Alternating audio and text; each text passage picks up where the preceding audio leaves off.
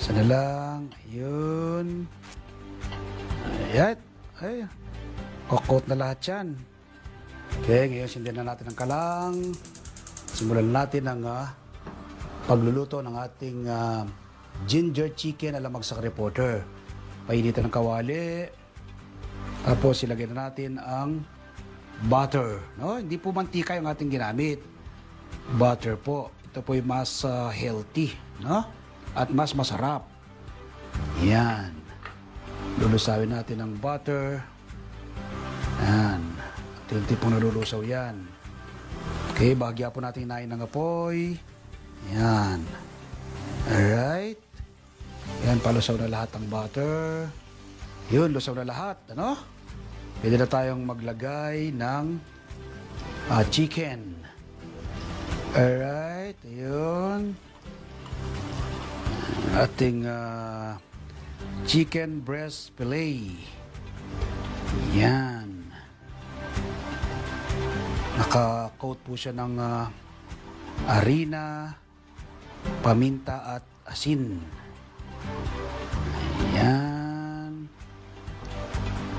Sa lahat ng space, maglalagay tayo. Yun.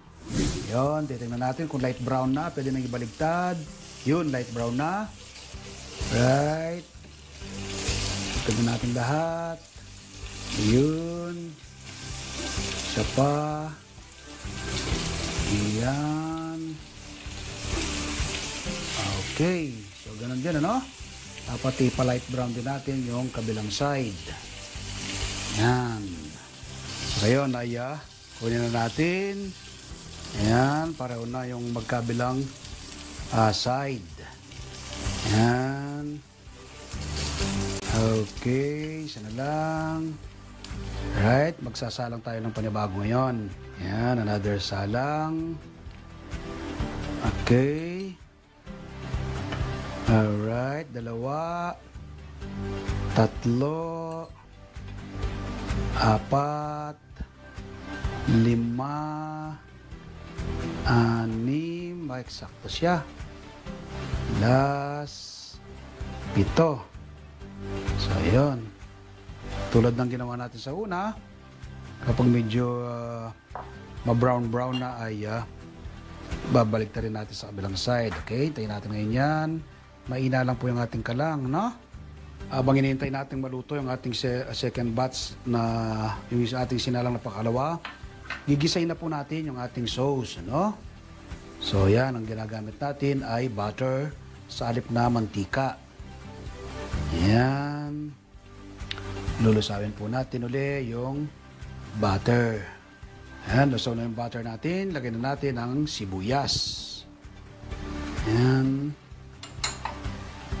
Lulutin natin ang sibuyas. Right. Ayun. Sunod ay ang ating bida, ating luya o ginger. Yan. Lutuin din po natin. Yan. Ang bango. Malapit na rin pong maluto yung second batch natin na sinalang na pinrito. Sunod ay ang toyo. Alright. Toyo. Haluin natin. Tapos maglagay tayo ng yung cornstarch natin. Lagyan natin ng konting tubig. Haluin natin. Be sure po kapag nilusaw yung cornstarch ay malamig na tubig ang gagamitin. Yan. Lagyan na rin natin. Ayan. Yung ating pinaka-sauce, no? Ayan, luto na rin halos yun. Alright. Okay, mix natin. Yung cornstarch po, pampalapot po yan. So, ayan, kaya makikita po ninyo, malapot na yung ating sauce. Tapos, lagyan na natin yung ating honey. Yan. Ayon po sa inyong panlasa. Ayan. Be sure po yung pure honey, ano? Mas masarap at masustansya. I-mix natin ngayon. Ngayon ay kumukulo na rin. Ilagay na natin po yung chicken. Yan. Lagay na po natin lahat. Ang chicken na ating ipinrito sa butter. Yan. Okay. Isa na lang. Alright. Okay, babalik na rin natin. Yan. Alright. Ang ganda po ng kanyang texture. Mukhang napakasarap nito. Yun. Okay, isa na lang. Yun. Yun ay kuha tayo. Ayan, lagyan natin sa maliit na plato. Yun. Isa pa. Ayan. So ito na po yung ating bagong lutong ginger chicken ala magsasakang reporter. Ngayon po ay titikman natin kung gaano to kasarap, ano? Itong ating bagong lutong ginger chicken ala magsasakang reporter. Yan. Texture pa lang po talagang katakam-takam na. Natin kung gaano to kasarap. Malambot po yung chicken dahil yung pong breast ang ating ginamit. Tin.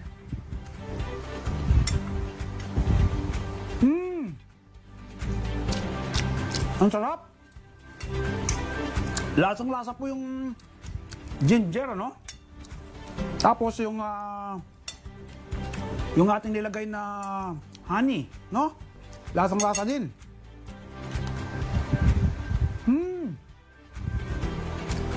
Yung ating ginger, nangingibabaw ang lasa. Dahil marami po tayong ginger na nilagay. Grabe, sarap. Panalo. Isa pa.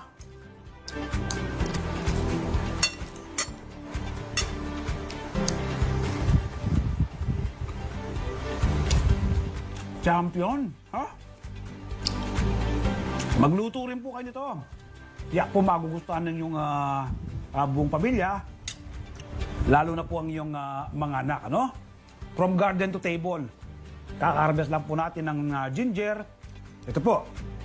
Nagluto tayo ng masarap na menu mula po sa ginger. Ang ating naisip nga i-share sa inyo ngayong araw nito ay itong ginger chicken ala magsasakang reporter.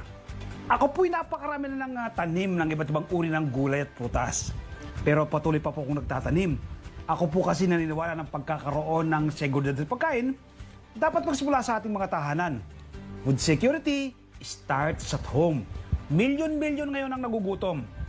Maraming kabataan ang dumaranas ng malnutrisyon. Ito po ang aking nakikitang solusyon, ang pagtatanim ng ating sariling pagkain. Nawa po mula ngayong araw na mapanood ako, magtanim na rin po kayo ng inyong sariling pagkain. Salamat po! Ngayon po isasagutin ko ang ilang tanong ng maraming nanonood dito sa ating show. Ang unang tanong natin ay mula kay Angelina Ramos. Hello, Sir Mer, magandang umaga po. How many times a week pwede pong diligan ng insecticide ang mga tanim na halaman? Salamat po.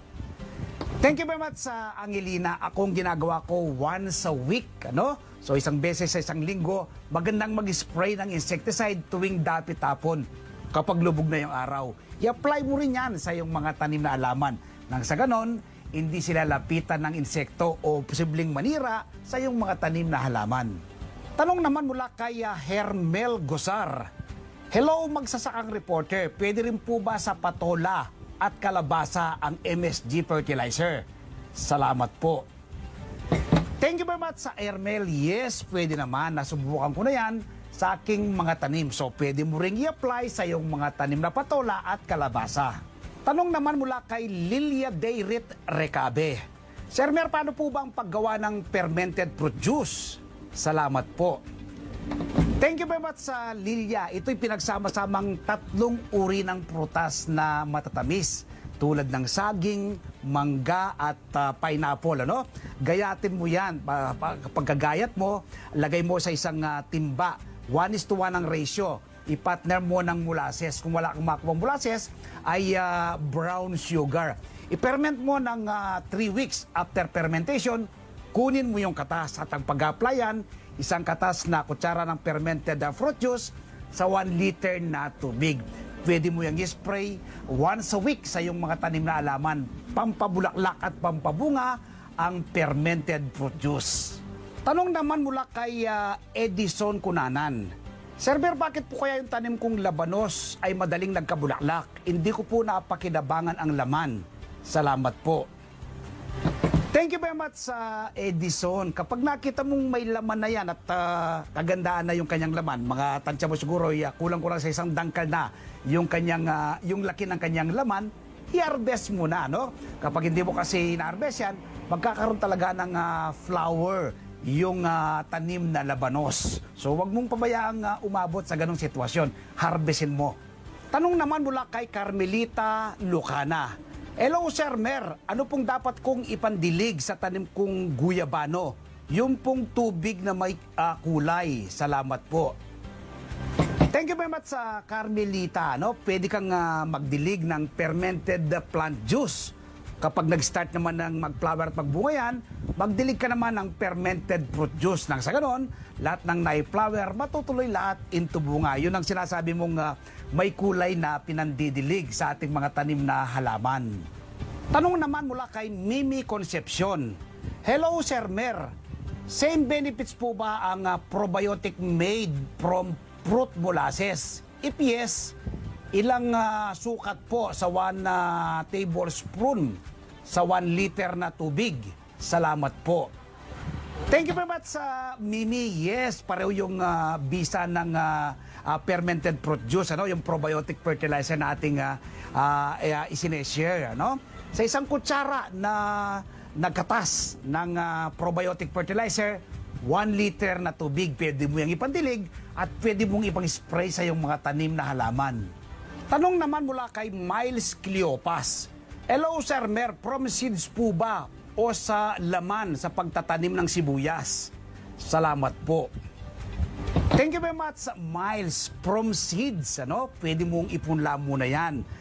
Tapos kapag nakita mong mga 2 inches na yung laki, pwede mo na yung itransplant kung saan mo gustong itanim. Tanong naman mula kay Maria Rosel Magno. Sir Mer, bakit po kaya ang tanim kong lemon 1 year na di pa namumunga? Ano po ang gagawin ko? Madalas ay nauubos ang daon ng mga insekto. Salamat po. Thank you very much sa Rosel. Ano? Ang lemon, kung seeds mo yan ay tananim, matagal mo yan talaga mapapabunga. Pero kung markot at grafting method yan, within 1.5 year bago yan magbunga. At yung problema mo naman, kung bakit nauubos yung kanyang mga daon dahil kinakain ng mga insekto, magdilig ka o mag-spray ka ng OHN. Nang sa ganon, hindi lapitan ng mga insekto ang iyong tanim na lemon. At ang huling tanong natin ay mula kay Jessie San Pedro. Sir Mer, lagi bang dinidiligan ang pansit-pansitan? Salamat po. Thank you very much sa Jessie. Ikaw ang mag-assess kapag nakita mong tuyo na yung kanyang lupa, dapat kang magdilig. Mas maganda once a day, ano, tuwing hapon ay magdilig ka ng yung mga tanim na pansit-pansitan. Dapat manatiling moist yung lupa. Nang sa ganon ay manatiling maganda, malusog ang yung tanim na pansit-pansitan. Ngayon po'y shoutout tayo sa ilan sa maraming nanonood dito sa ating show. Shoutout kay Lian Mariano, Isabel Merginio, Rick Malyari, Dada Ensil, watching from Santa Rosa, Laguna, Eddie Fina at Jadi Leonilio, watching from Cavite, Jeto Ray Pamplona, Pay David, Del Velasco, Alex Puentes, Alex Yao, Aspias Pilyaga, Chris Deloso, Michael Ang, Enego Bell, Maria Casesilia, Nanay Nori at Tatay Susing Kabigting, Ma'am Peng Bartolome, Ma'am Fatima Patio, Ma'am Lydia Dison Canlas, Tatay Roberto Riano, Tatay Amado at Nanay Erlinda Caranto, watching from Pangasinan, Amor and Dennis Paharda, Nanay Feli Navarra, Margie Vargas, Joko Santoyo, Lerma Lunar, Romeo and Esosa Fernandez and family, watching from Quezon City. Magkita-kita tayong muli dito sa Masaganang Buhay sa susunod na linggo. Ako po si Merlyson, kami ang 1PH, teleserbisyo para sa Pilipino.